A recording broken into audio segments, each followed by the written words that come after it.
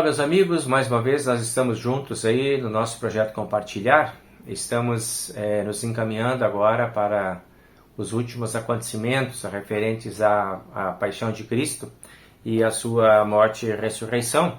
Então nós vamos dar um pulo na história, dentro do livro de Histórias Bíblicas aí do professor Guel, que a gente está usando como roteiro.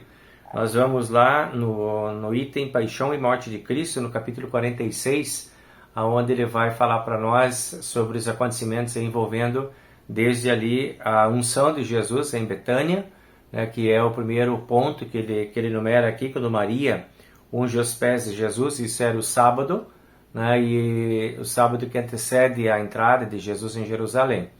Então ele vai colocando essa ordem dos acontecimentos diante de nós, e nós vamos agora acompanhar um pouquinho essa ordem aí para nos trazer à lembrança esses acontecimentos aí referentes à paixão e morte de Cristo, certo?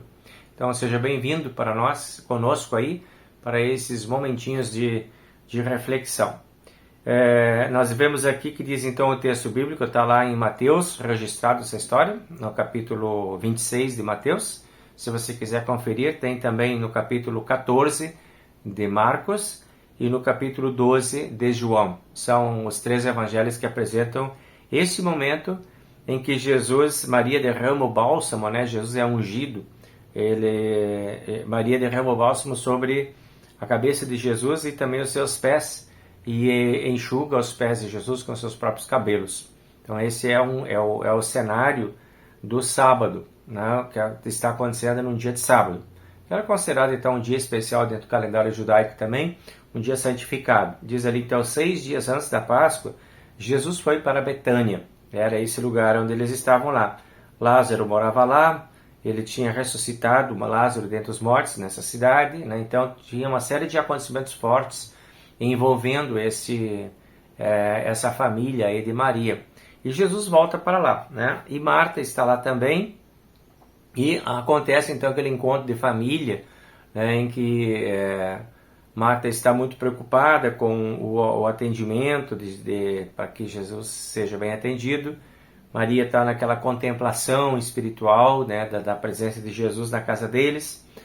E esse perfume que é colocado por Maria nos pés de Jesus, ele é motivo de reclamação por parte do Judas Iscariotes, que foi aquele que depois vai trair Jesus também. Ele fica preocupado com a questão financeira, né? Um perfume caríssimo, e pelo jeito os recursos não eram muito disponíveis lá no tempo de Jesus, e o Judas, ele pergunta, né? Mas isso poderia ser vendido, um perfume caríssimo, e o dinheiro poderia ser usado para assistência aos pobres, né? Esse é o argumento dele. Então ele fica um pouco indignado com aquela atitude de Maria. E Jesus então acalma dizendo que não há necessidade, né? Não era um desperdício, era um ato de adoração, era um ato genuíno de adoração. E sempre que há um ato genuíno de adoração, isso chama a atenção de Jesus. Jesus destaca isso, porque isso faz parte da nossa vida com Deus também, do nosso respeito, da nossa adoração. Jesus disse, né? Por que vocês estão preocupados com o que essa mulher está fazendo? Ela praticou uma boa ação comigo. Para os pobres vocês têm sempre com vocês, e ela tem apenas este momento comigo agora. Então aquele momento único é valorizado por Jesus, naquela atitude única daquela mulher, e isso faz com que exista um movimento, né, um questionamento por parte das pessoas que estão envolvidas ali. Souberam a numerosa multidão dos judeus que Jesus estava ali e foram lá falar com ele, né, também para ver Lázaro, a quem ele tinha ressuscitado dentre os mortos. Mas os principais sacerdotes resolveram matar também a Lázaro, porque muitos dos judeus, por causa dele, se revoltaram crendo em Jesus. Então, veja que tem todo um movimento aí grande, né, chamando a atenção de várias pessoas. Jesus chama a atenção de Maria, né, e ela faz aquela adoração. O ato de Maria chama a atenção de Judas, que fica indignado porque o dinheiro está sendo gasto lá de uma forma que ele achava que não. As autoridades estão lá indignadas porque Jesus está crescendo na popularidade por causa da ressurreição de Lázaro. Muita gente se incomodando com as coisas que estavam acontecendo. Então parece que a presença de Jesus vem trazendo conflito na vida das pessoas, desacomoda um pouco aquelas pessoas.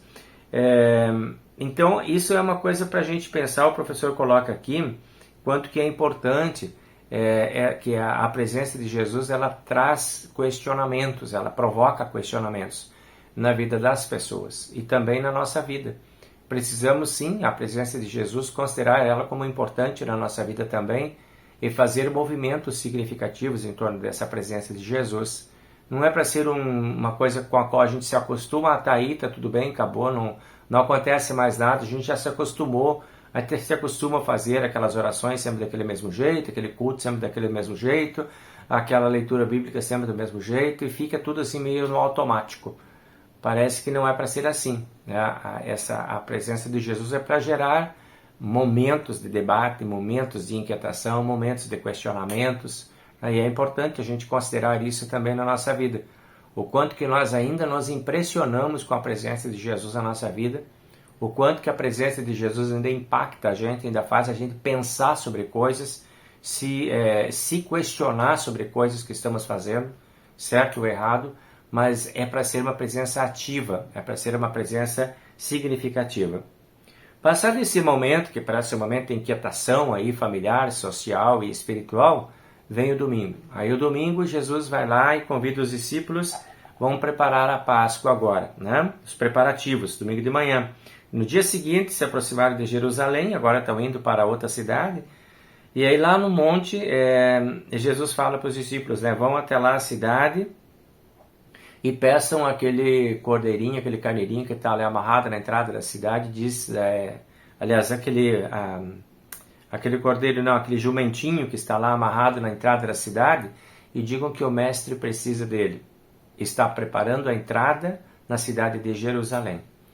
Jesus está convidando as pessoas a trazerem os seus pertences agora, a trazerem a sua vida. Mais uma vez vai desacomodar um pouco aquela tranquilidade social que tinha lá. Um vai lá pegar o jumento, o outro pergunta por quê, e aí o mestre está precisando dele, você pode emprestar, depois a gente devolve, e Jesus pega aquele jumento e entra, e as pessoas vão todas receber Jesus lá na cidade, a presença dele traz movimento dentro da cidade, muitas pessoas vão para receber Jesus para as ruas, algumas pessoas vão cantar, outras pessoas vão colocar ramos no caminho, outras pessoas vão colocar suas capas, cada um vai fazer alguma coisa. Olha, de novo a presença de Jesus causando movimento, inquietação, desacomodação, e lá vem Jesus, né, montado no jumentinho, entrando na cidade e cumprindo a profecia, a entrada triunfal de Jerusalém. E Jesus, quando está chegando lá naquela cidade, Jesus chora diante da cidade, né? Por tudo que ele vê que tem dentro daquela cidade lá, tem tanta coisa que está errada na vida daquelas pessoas que viviam uma religião apenas de aparência. Jesus chora e com isso ele nos dá assim a ideia do quanto que ele conhece a nossa realidade, do quanto que ele se entristece da realidade das pessoas que o rejeitam, das pessoas que fingem uma religião, das pessoas que vivem apenas de aparência, porque isto era o quadro de Jerusalém. Isto é o que provoca o choro de Jesus, né? E aí começa então a semana, a última semana de Jesus aí na Terra. Ali na quarta-feira, nós temos aqui o título aqui no capítulo 48 do livro do professor. Na quarta-feira tem a instituição da Santa Ceia e a última Páscoa, o pacto da traição, quando vai acontecer então aquelas combinações entre o Judas e todos os seus amigos, e Jesus vai entrar lá para celebrar a última Páscoa, que era a Páscoa dele com os discípulos, né? E a partir daí a Páscoa vai ganhar um novo significado, é aquela Páscoa judaica ainda que está sendo celebrada aqui. Reuniram-se lá, né? E enquanto eles estavam tramando a morte de Cristo lá, com Caifás e todas as autoridades, Jesus estava preparando para os discípulos um momento especial. Então vejam de novo, aí nós temos um paradoxo, né? Uns preparando lá traição, morte, perseguição, maldade, e outros preparando um momento de serenidade, de paz, de tranquilidade, de encontro com Cristo. De novo, esse paradoxo, né? Esse extremo entre uma coisa e outra. Na vida cristã existem esses movimentos, né? Nem tudo é sempre tão calmo, nem tudo é sempre tão violento, as coisas às vezes acontecem simultaneamente. E lá estavam eles então reunidos para essa última Páscoa. Na quinta-feira, acontece então, o primeiro dia, diz assim, ó, no primeiro dia dos pães asmos, quando se fazia o sacrifício do cordeiro pascal, os discípulos disseram-lhe seus discípulos: onde queres que nós vamos fazer os preparativos para comermos a Páscoa? Então Jesus enviou os discípulos dizendo: vão até a cidade e vocês vão lá ver um homem, sigam aquele homem, ele é dono de uma casa importante lá, pedem para ele o lugar, a casa dele, o aposento especial, e lá dentro da casa dele nós vamos fazer a Páscoa. E lá eles foram e encontraram esse espaço todo mobiliado, todo bonito, né? Um cenáculo bonito e pronto, e ali nesse espaço, cedido por alguém importante, alguém de posse provavelmente, os discípulos foram lá e acharam tudo como Jesus tinha dito e prepararam a Páscoa. Isso era quinta-feira à noite. E lá estavam eles então reunidos com Cristo na quinta-feira à noite, ocasião em que, entre tantas coisas que vão acontecer, também há a indicação do traidor. Traidor é indicado. Jesus fala sobre isso, Jesus denuncia, né, entre os discípulos aquele que vai traí-lo, e fala com Judas, dizendo para ele: olha, está acontecendo alguma coisa aí contigo, esteja atento, esteja ligado, né? Mas parece que o Judas já estava determinado a fazer aquilo e não consegue voltar atrás e acaba fazendo então aquilo que estava sendo induzido a fazer pelas forças do mal. E a instituição da Santa Ceia acontece nesse cenário, né? Diz aqui: enquanto comiam e bebiam, Jesus tomou o pão, deu graças, partiu e deu aos discípulos, dizendo: tomai e comei, isso é o meu corpo. E depois ele fez a mesma coisa com o cálice e o vinho, dizendo: isso é o meu sangue. Institui-se aí o sacramento que hoje nós temos como sacramento de permanência, de manutenção da nossa fé, a Santa Ceia. Em todo esse contexto, veja, não foi um contexto de tranquilidade, foi um contexto de muitas indagações, de muitas intranquilidades, de muita inquietação, e no meio desse cenário todo, Jesus traz um dos mais importantes momentos da nossa vida cristã, a Santa Ceia e o encontro com Ele. Se apresenta no meio dos conflitos, se apresenta no meio dos questionamentos, das inquietações, dizendo: isto é o meu corpo, isto é o meu sangue, dado por vós para perdão, para remissão, para a vida eterna e salvação. É assim que acontece ainda hoje, né? Em meio a tantas inquietações, em meio a tantos conflitos, em meio a tantos questionamentos que a vida continua nos apresentando e a que nós como cristãos estamos expostos, surge uma voz de Deus no meio disso tudo e dizendo: isto é o meu corpo, isso é o meu sangue, eu estou aqui, estou presente.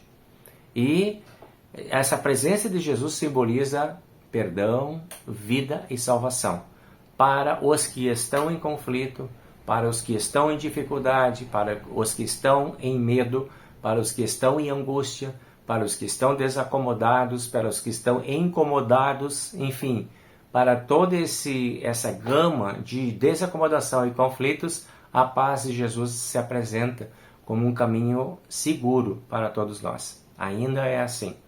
Então a passagem pela Semana Santa, ela nos expõe os conflitos daquela semana, as dificuldades daquela semana, e como que Jesus caminha em meio a esses conflitos sem perder o foco e a direção, e nos leva consigo para aquele foco de aproximação com Deus, na sua morte, no perdão, na vida e na salvação.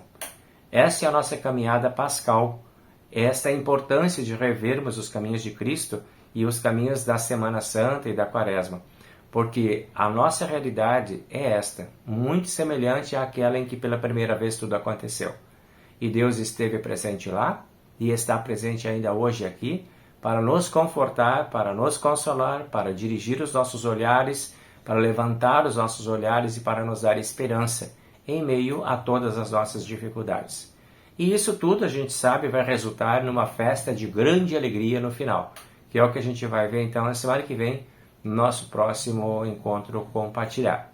Deus abençoe a você e a sua família para que tudo isso que nós estamos lembrando agora, nessa semana, aí nos cultos, nos estudos e nas mensagens que trocamos e recebemos, possa nos aproximar deste Cristo presente em meio às nossas dores, preocupações, medos e aflições. Seguimos com o Cristo que se aflige conosco, mas que nos leva para um caminho seguro de vitória, que é o caminho da Páscoa. Deus abençoe para você esse tempo de reflexão e te conforte, te acolha em meio aos teus próprios conflitos, se eles estão por aí. Um bom tempo para você, que o Senhor nos abençoe e nos guarde, que o Senhor faça resplandecer o seu rosto sobre nós e tenha misericórdia de nós, que o Senhor sobre nós levante o seu rosto e nos dê a paz. Amém. Até a próxima quarta. Tchau, tchau.